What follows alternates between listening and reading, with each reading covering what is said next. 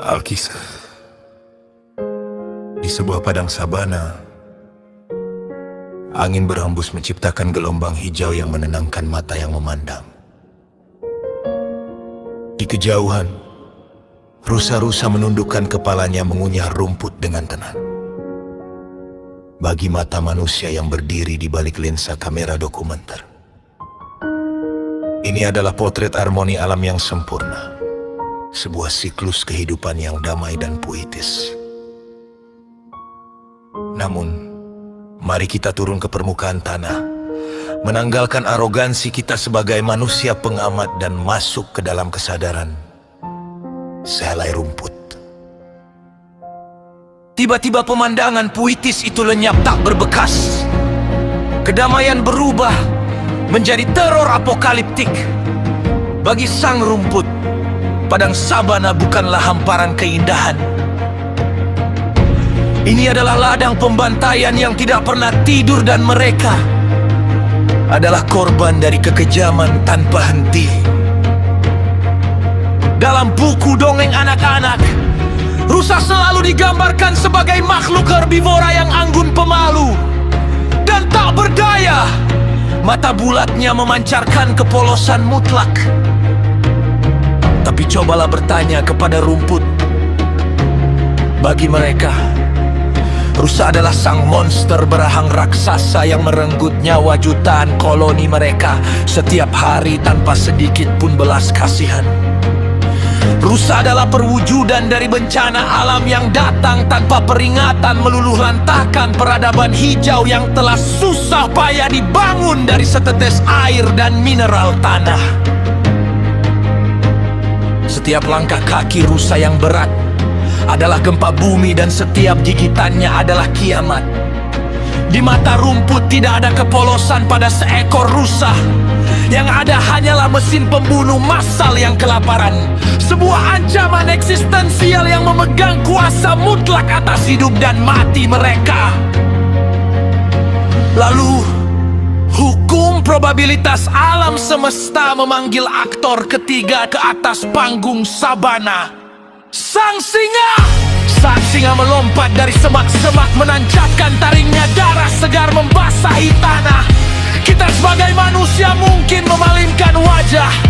Kita menyebutnya sebagai kebrutalan rantai makanan, sebuah tragedi berdarah di alam liar. Kematian rusa memancing empati dan rasa iba di ruang gema moralitas kita. Namun, apakah rumput menangisi kematian rusa tersebut? Sama sekali tidak.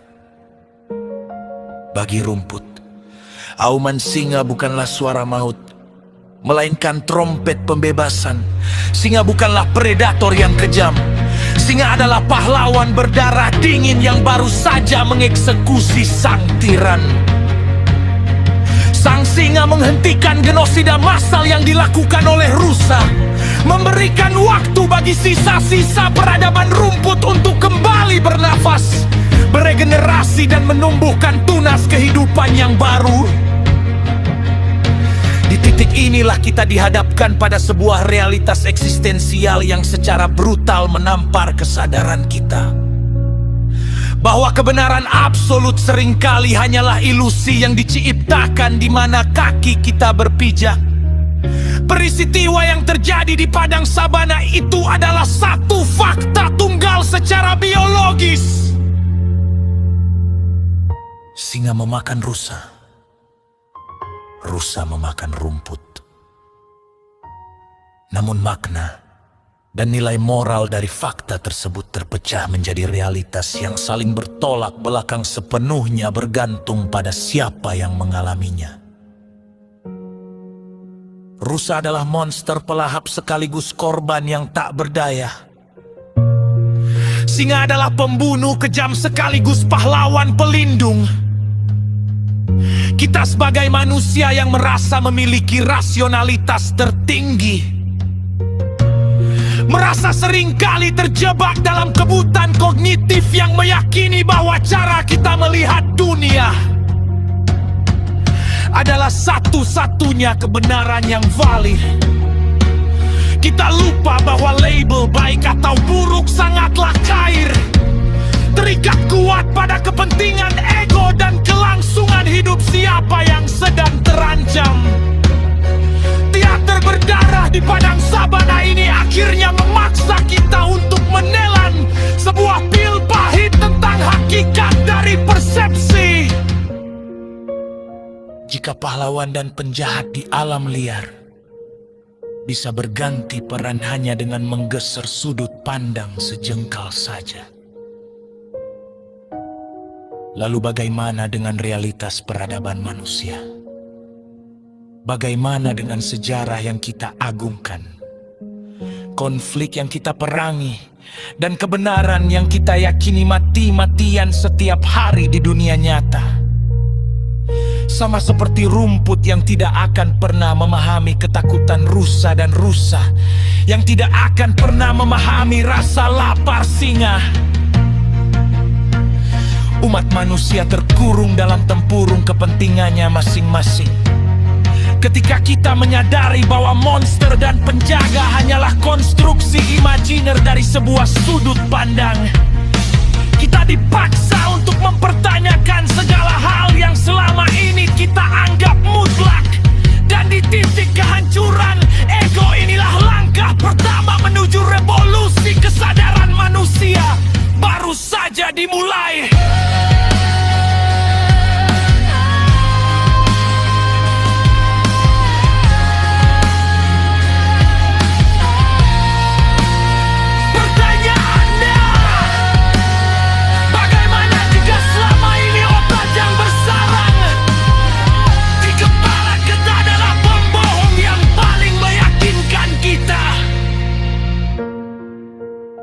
Karena otak manusia sama sekali tidak merekam dunia, tapi otak merakitnya saat sebuah peristiwa terjadi. Kepingan realitas itu masuk ke otak, lalu dikoyak dan dijahit oleh mesin kompleks di dalam kepala kita. Otak manusia disetel secara presisi oleh trauma masa lalu, dogma lingkungan, hingga insting primitif untuk melindungi diri. Hasil akhirnya bukanlah sebuah cermin murni yang memantumkan kebenaran mutlak, melainkan sebuah prisma cacat yang membelokkan cahaya kehidupan menjadi ilusi.